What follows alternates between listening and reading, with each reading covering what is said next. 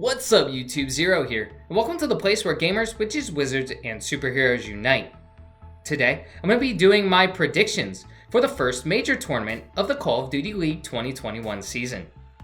Before I get into it, I do want to say that if you do enjoy this video, feel free to give it a thumbs up and hit that subscribe button for more Call of Duty League content. I do a bunch of Call of Duty videos and other video games, so check those out as well. Without further ado, let's talk about the first major tournament of this season. Now you can see the bracket on the screen. We have the loser bracket down here and we have the winners bracket up here. First, let's talk about how we got here. Over the course of the last few weeks, each of these teams were sorted into two groups. Each team would face all of the other teams one time, and then they would be sorted into these groups based off of their record. The top three ended up from each in winners bracket, and the bottom three ended up in the losers bracket.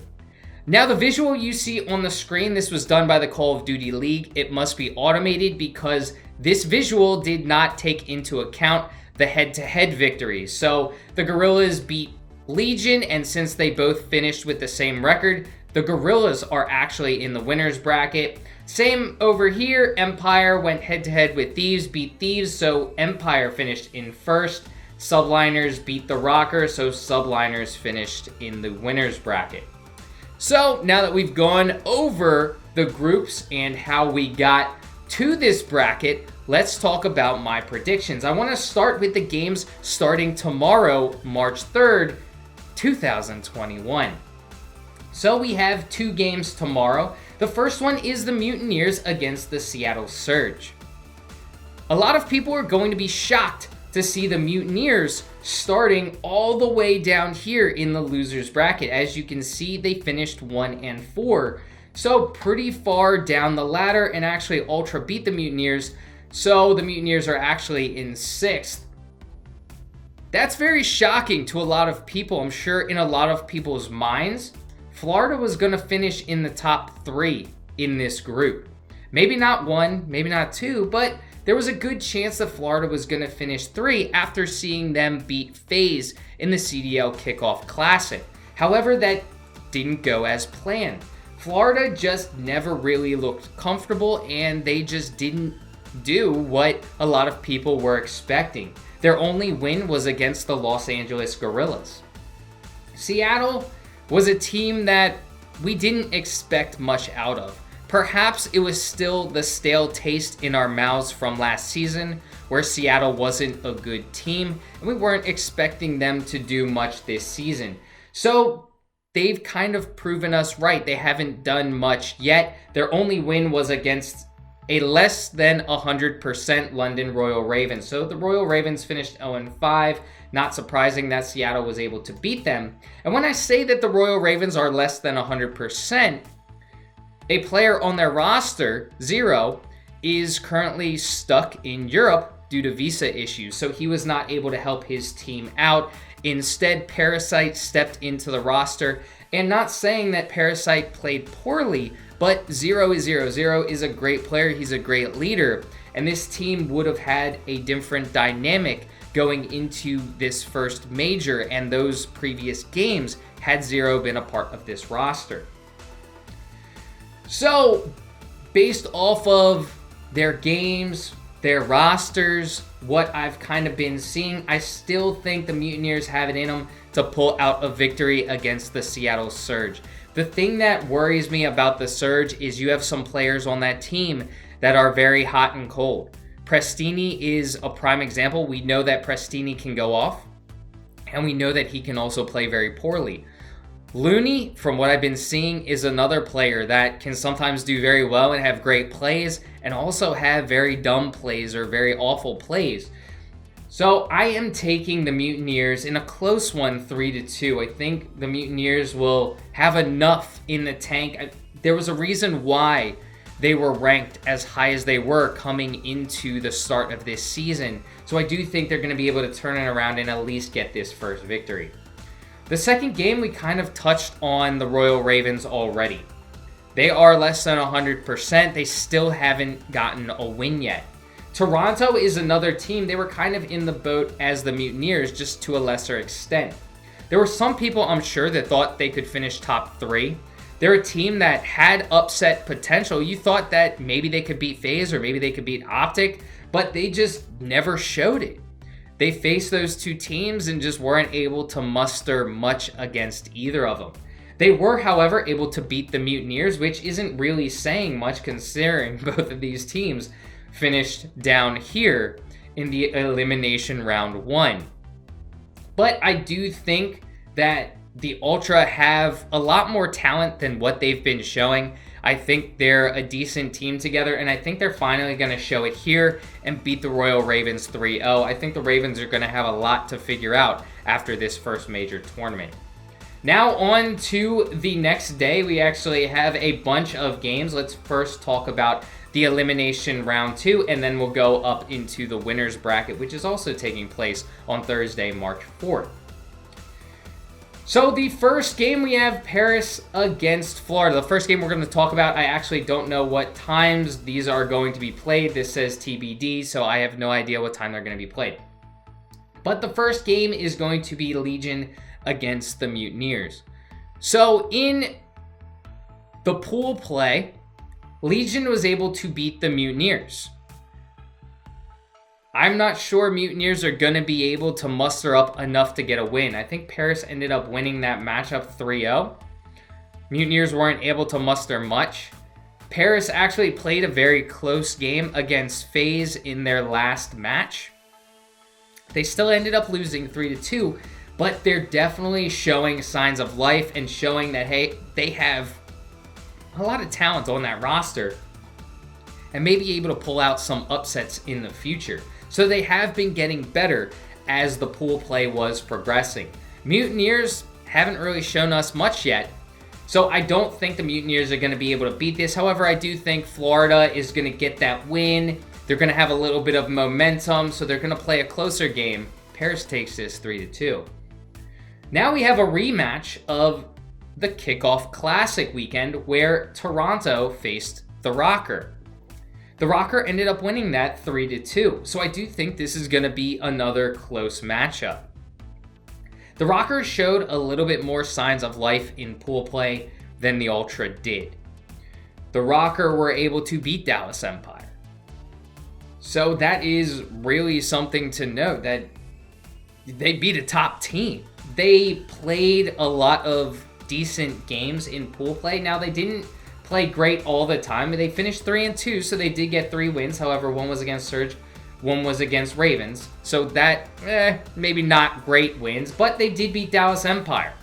So that is something to hang your hat on. Again, we talked about Toronto. They only have the 1 win against the Mutineers. However, this is a rivalry game. I think this momentum shift is going to give the Ultra the momentum they need to take this victory 3-2 over the Rocker. Let's go up into the winners bracket and talk about the games that are also going to be played on March 4th. The first one, Optic against the Subliners. The Subliners have shown that they are just getting better with each game. They took Empire to a Game 5. They actually had a 2-0 on the Empire before Empire reverse swept them. They played the Thieves very close in the first game that they had against them, and they were able to win the rest of their games. They beat the Rocker, they beat Seattle, they beat the Ravens, and they completely demolished their opponents in some of those games. They demolished the Rocker, they demolished the Ravens. I think we have a lot yet to see out of the Subliners, but Optic is still that veteran team. They have some of the best players in the league. They looked really good in their games, finished 4-1. Their only loss was to FaZe, and it was a close matchup against FaZe. So I think Optic are still going to take this one 3-1. I think the Subliners still have some issues they're working through. They do make some mental mistakes, and I think Optic is going to be able to pounce on that. The next matchup in the winners bracket, is the Thieves against the Gorillas. Nobody expected the Gorillas to finish in the top 3. However, they did what they needed to do to finish in the top 3. They won that head-to-head against the Legion, which allowed them to jump the Legion in the head-to-head tiebreaker, and they also beat Toronto Ultra, which was a little shocking. But they did what they needed to do to get into this winner's bracket. The Thieves played very well. Their only loss coming to the Empire, who are the reigning champs, so that can sometimes be expected. And the Thieves also had a lot of mistakes against the Empire, where if they clean that up, they maybe could have beaten the Empire. I see the Thieves not really having much of a problem with the Gorillas. I'm saying that they are taking this 3-1.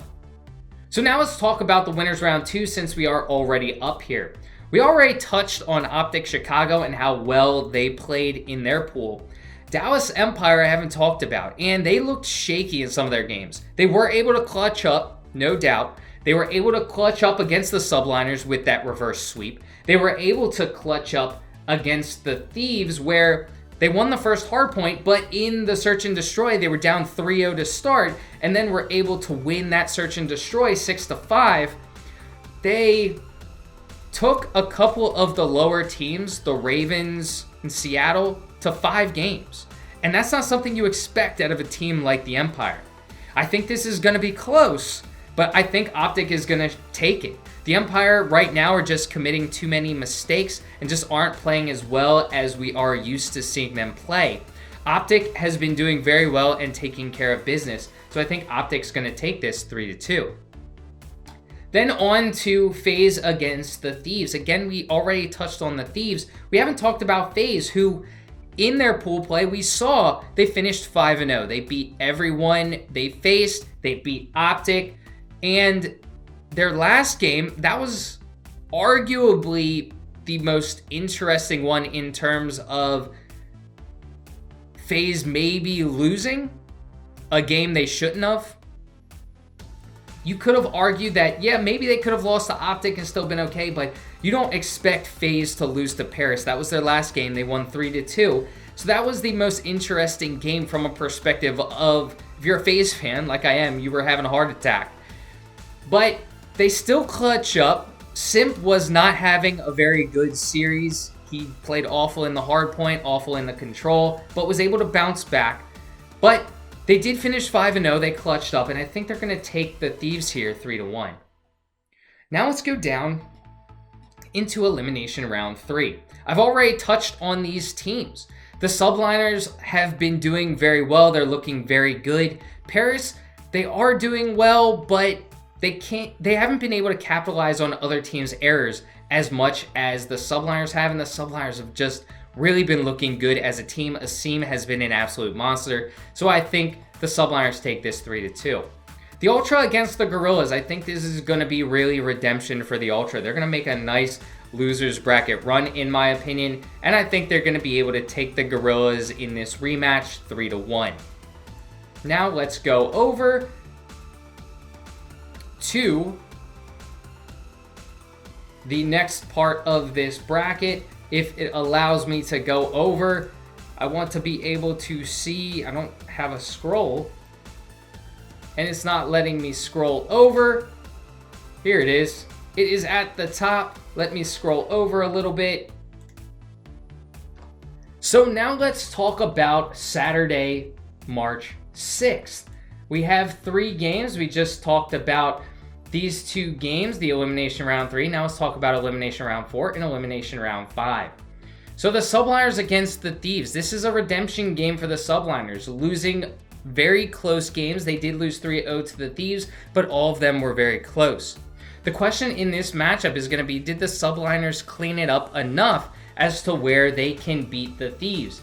I think the loss to both the Thieves and the Empire may have helped out the Subliners in the long run.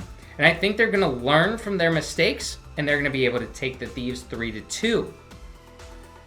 The Empire against the Ultra, unfortunately, the Cinderella run ends here. The Ultra, despite the fact having what I may call a pretty easy losers run, if I do say so myself, their toughest matchup is probably going to be against the Rocker. I don't think the Gorillas will put up much of a fight. They're going to be facing the Empire, and the Empire, reigning champs, I just think they're going to be too strong for Ultra and take care of business. So then we have the subliners against the Empire. And I know a lot of people are going to be telling me I'm out of my mind for saying that I think the subliners are going to win the rematch against the Empire, but I think they are. Again, Clayster's the leader of this team, and he's very good at teaching young players and helping players learn from their mistakes. So I think he's going to do that. Like I said, the losses to Empire and Thieves really help this team out, and they're going to learn and grow. This is going to be the rematch a lot of us are going to be looking for, and I think the subliners are going to beat the Empire 3-2. Then we're going to go up to the winners final on Sunday, March 7th. Optic against FaZe, a rematch of what we saw in the pool play. Now, this matchup is going to come down to, do you think FaZe can remain perfect up to this point? They haven't lost yet, and I also had them beating the Thieves, and I'm not sure that they're going to be able to remain perfect and win it all. So I have them losing to Optic. I think Optic is going to bounce back against FaZe. I think this might be a little bit of a wake-up call for FaZe as well. I think if Optic allows this to get to a Game 5, FaZe is going to end up winning. So I think Optic's going to take this 3-1 because Optic isn't amazing in Search and Destroys. FaZe is pretty damn good in Search and Destroys. So I don't think Optic can win this if they let it go to a Game 5. So I'm saying FaZe loses this one 3-1 to Optic in the winners final. So now in the losers final, the elimination final, we have FaZe against the subliners. Despite the fact that I think the subliners have been an up-and-coming team, doing very well, I think FaZe is just too strong for them, too much, and I think FaZe is going to end up winning this 3-1. Finally, the major final, it's a best of 9. This is going to be a very awesome matchup. I think a lot of people are hoping for this matchup. FaZe against Optic. This is going to be Game 3 of the season between these two teams. I think FaZe is going to get that rematch win.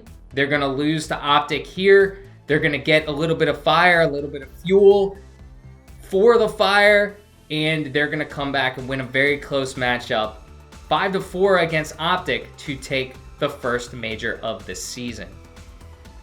So let me know how your bracket stacks up against mine.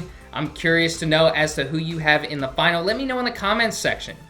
Well, thank y'all for tuning in. I really do appreciate it. Remember, again, hit that thumbs up button, hit that subscribe button for more Call of Duty League content, and until next time, peace.